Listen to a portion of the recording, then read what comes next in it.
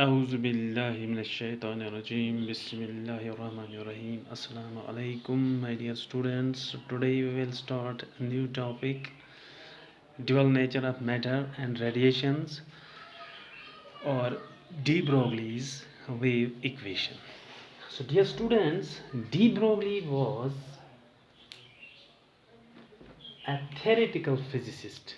ये एक theoretical physicist था and in 1924 put forward a bold hypothesis, एक बोल्ड हाइपोथेसिस उसने फॉरवर्ड की। क्या हाइपोथेसिस थी? That matter should also possess dual nature. Matter should also possess dual nature.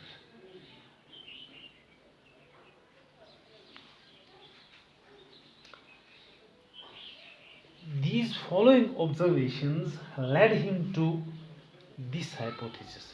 ये ऑब्जर्वेशन जो इसने ऑब्जर्वेशन की, इससे ये इस नतीजे पर पहुंच गया कि मैटर जो है it should also possess dual nature, that is wave nature as well as particle nature.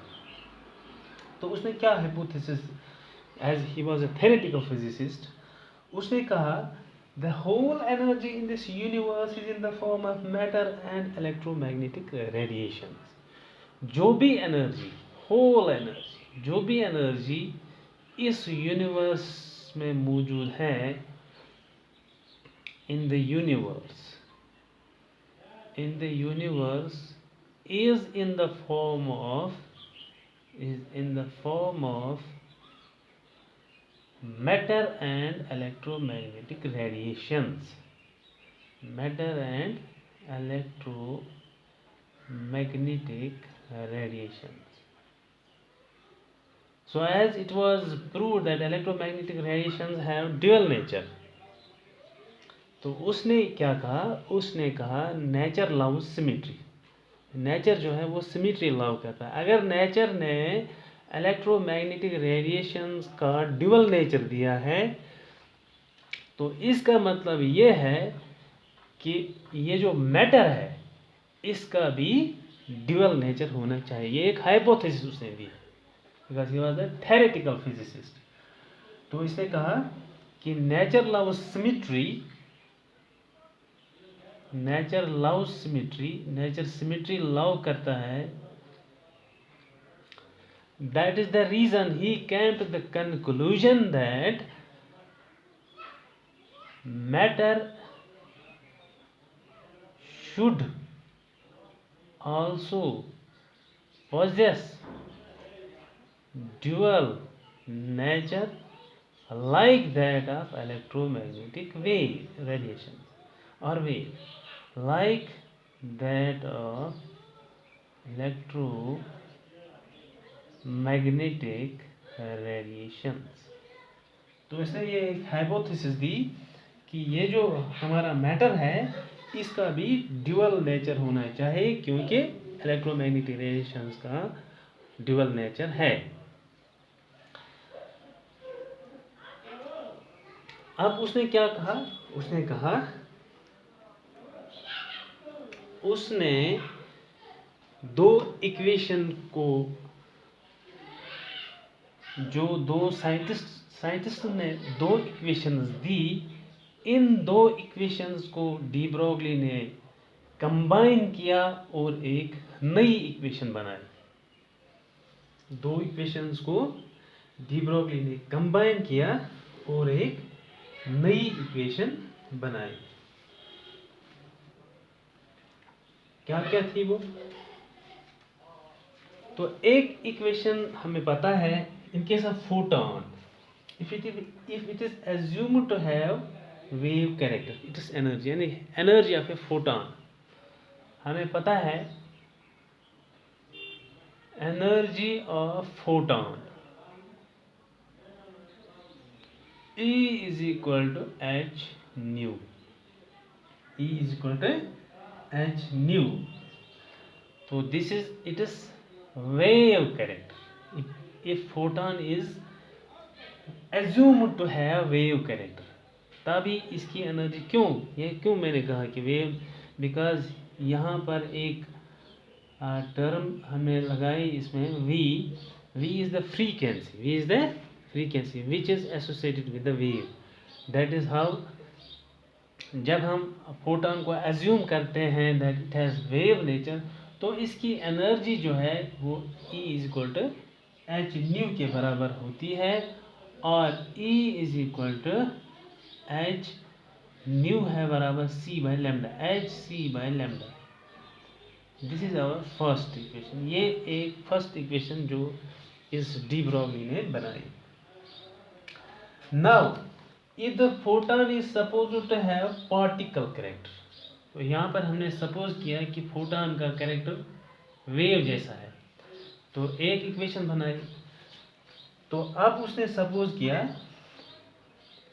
if photon is supposed to have particle nature, if photon is supposed to have particle nature, then according to Einstein equation, तो then according to Einstein's equation E is equal to mc square. This is the second equation. ये हमारी second equation है where m is the mass of a photon and c is the velocity of the light. क्योंकि photon जो है वो travel करता है with the speed of light. तो कंबाइनिंग फर्स्ट एंड सेकंड, उसने कंबाइन किया. Combining first and second we have, यहाँ भी है, यहाँ that means these two are equal. We have h c by lambda is equal to m c square, और lambda into m c square is equal to h c. Lambda इनको cross करेंगे, m c square is equal to h c, इसको यहाँ लाएंगे, lambda is equal to h C divide by m c square. This one c and one c go, और lambda is equal to h by m c. तो ये हमारी नई equation बन गई. तो यहाँ पर डी ब्रॉगली ने क्या कहा, De Broglie pointed out that above equation is applicable to any material particle. अब तक ये फोटॉन के लिए थी, लेकिन इसने क्या कहा डी ब्रॉगली ने कहा कि ये एप्लीकेबल होगी मटेरियल पार्टिकल के लिए भी. This should be applicable for material particle. Because photon is not a material particle. Photon is an electromagnetic particle. Photon एक इलेक्ट्रोमैग्नेटिक पार्टिकल है. नाउ दिस डी ब्रॉगली ने कहा this should be applicable for material particles like electrons, protons, neutrons. इसने ये point out किया. तो जब हम इसको अप्लाई करते हैं मटेरियल पार्टिकल के लिए, तो हम यहाँ पर C की जगह, C is the velocity of light, C की जगह हम V लिखते हैं. C की जगह हम क्या लिखते हैं, V. यहाँ पर मैं ये रब करूँगा.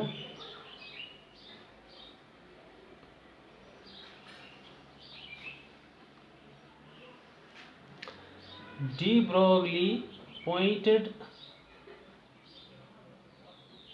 out that इसको थर्ड इक्वेशन लिखेंगे. Equation third should also be applicable for material particle.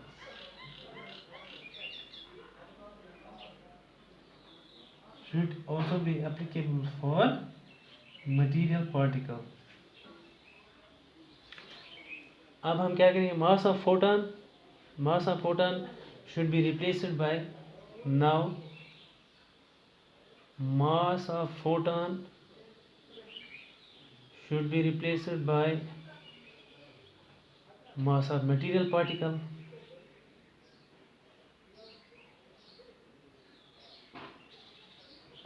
material particle.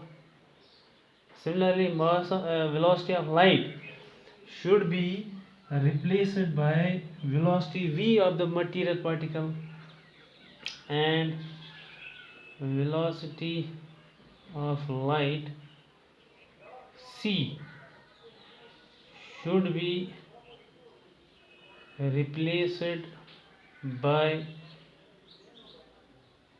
v and the velocity of material particle. Velocity of material particle. अगर हम ये इंटरचेंज करेंगे, this equation now becomes, now the equation third becomes, now the equation third becomes, ये क्या बनेगी? अब ये बनेगी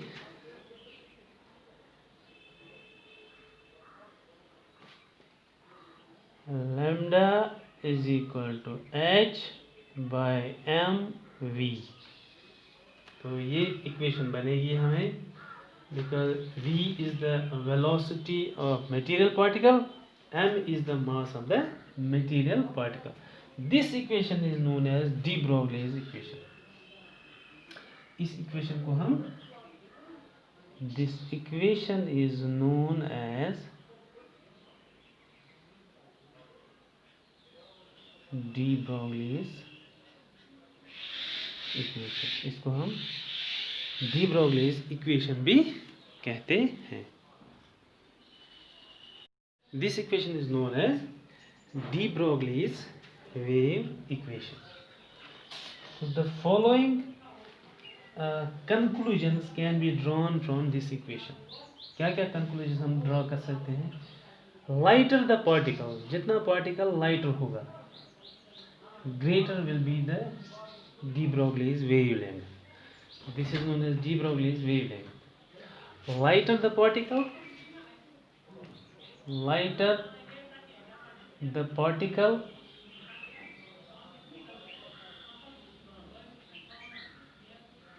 lighter the particle, greater will be the de Broglie's wavelength. जितना पार्टिकल लाइटर होगा उतनी ही ग्रेटर होगी de Broglie's wavelength. This is the first conclusion which we draw from this equation. The second conclusion can be drawn, the faster the particle, जितना particle faster move करेगा उतनी ही de Broglie's wavelength कम होगी. The faster the particle moves,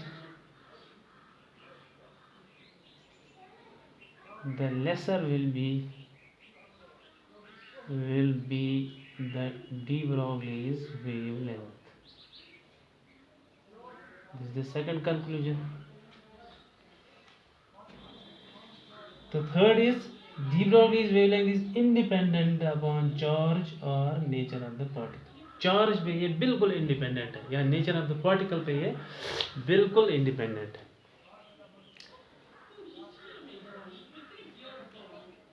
lambda is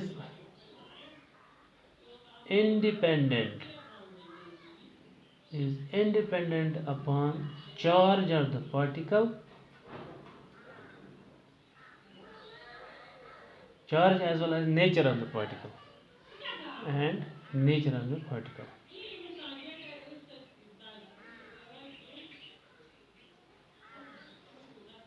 Number fourth is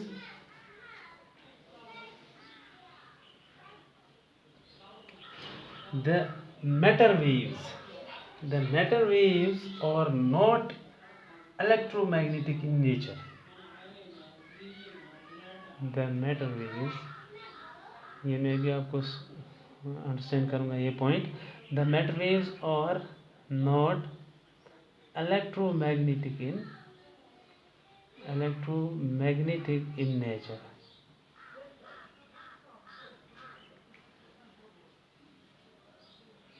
Because the electromagnetic waves are produced by charged bodies. Electromagnetic waves are produced by charged bodies. तो यहाँ पर जो matter waves है, these are not electromagnetic waves, क्योंकि इसमें charge का जिक्र ही नहीं है। यहाँ पर इसमें चार्ज का जिक्र ही नहीं है। That is why these matter waves are not electromagnetic in nature. The electromagnetic waves are produced by charged bodies. So it was only theoretical observation observed by de Broglie. अब इसको प्रूव करना था। अब इस थेरेटिकल जो hypothesis ने दी, theoretical observation जो de Broglie ने दी, अब इसको प्रूव करना था। इसको प्रूव करने के लिए दो साइंटिस्ट आए जिनका नाम डेविसन एंड जर्मर था। Davisson and Germer's experiment.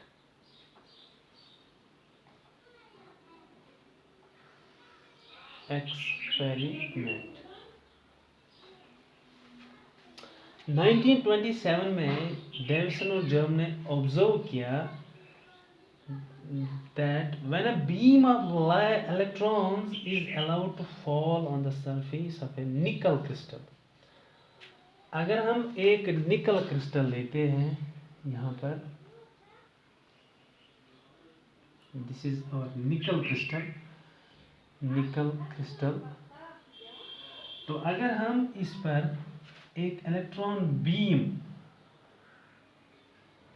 यहाँ से इंसिडेंट करेंगे, इस पर electron beam, this is our electron incident beam of electrons, this is electron beam. तो यहाँ क्या होता है,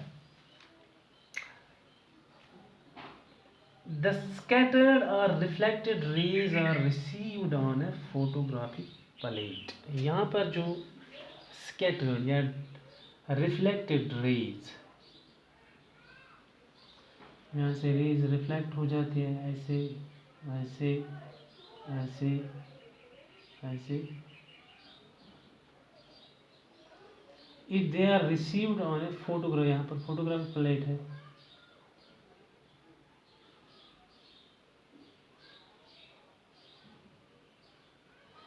this is photographic plate,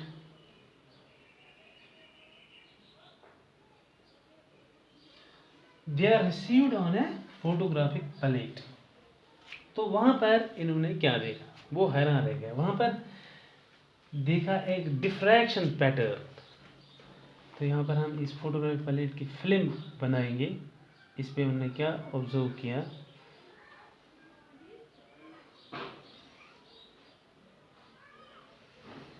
तो यहाँ पर उन्होंने ऑब्जर्व किया डिफ्रैक्शन पैटर्न, एक डिफ्रैक्शन पैटर्न उन्होंने ऑब्जर्व किया, ऐसे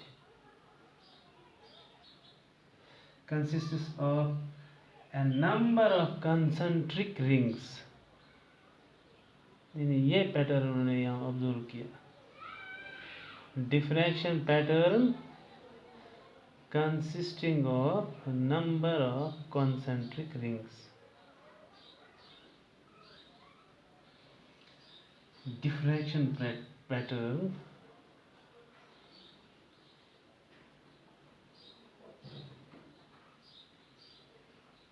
consisting of number of concentric rings। तो यहाँ पर इन्होंने एक डिफ्रैक्शन पैटर्न ऑब्जर्व किया consisting of different concentric rings. तो ये डिफ्रैक्शन पैटर्न सिमिलर था to that produced by x-rays, यानी एक्सरेज जो डिफ्रैक्शन पैटर्न प्रोड्यूस करते हैं, दिस वाज सिमिलर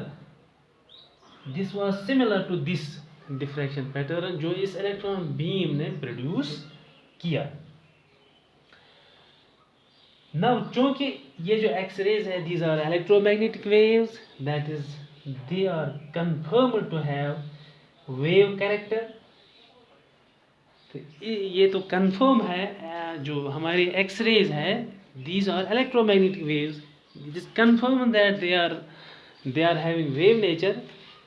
इसका मतलब ये है these electrons must also have wave character. एक बार फिर मैं ये रिपीट करता हूँ. तो जब हमने बीम ऑफ लाइट इस पर इंसिडेंट की, जो रिफ्लेक्टेड रे को हमने फोटोग्राफिक प्लेट पर देखा, फोटोग्राफिक फिल्म जब हमने देखी तो वहाँ हमने एक डिफ्रैक्शन पैटर्न देखा, concern number of concentric rings. क्योंकि this pattern was similar to that of the X-rays, because X-rays are electromagnetic waves and they are confirmed to have wave nature. This implies that this electron beam should also have wave nature. So moreover, the wavelength determined from the diffraction pattern is found to be very nearly the same as calculated from de Broglie equation. एक और बात, जो यहाँ इस diffraction pattern से इस deviation और German ने वेवलेंथ कैलकुलेट की, तो ये wavelength it was very nearly the same. Wavelength यहाँ पर मैं लिखूंगा wavelength calculated from diffraction pattern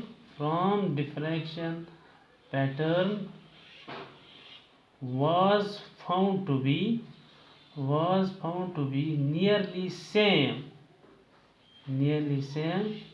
as calculated from de Broglie's equation.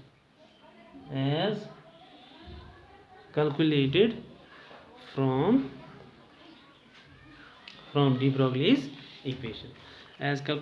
de Broglie's equation.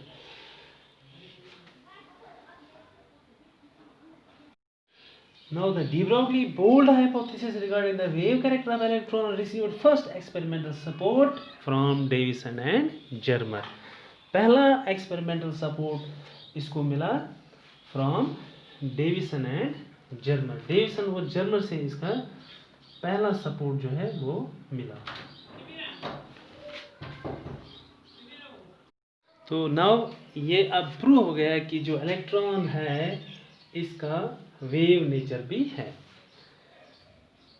तो अब हम ये तो हमने ऑलरेडी प्रूव किया, लेकिन यहाँ पर हम दोबारा इसको रिवाइज करेंगे. The electron as a particle nature as well. कैसे हमें ये पता चलेगा पार्टिकल नेचर का, कैसे हमें सबूत मिलता है particle nature of electrons? Number first is it has a mass and kinetic energy. These are the direct proof that electron is having a particle nature. Number second is Millikan's L-drop method में हमने charge on electron निकाला, तो वहाँ से हम mass निकाल सकते हैं, mass of electron. That is also the proof for electron to have particle nature. तो number third is that जब इलेक्ट्रॉन ने स्ट्राइक किया था जिंक सल्फाइड स्क्रीन पर, ये हमने पढ़ा है, when electron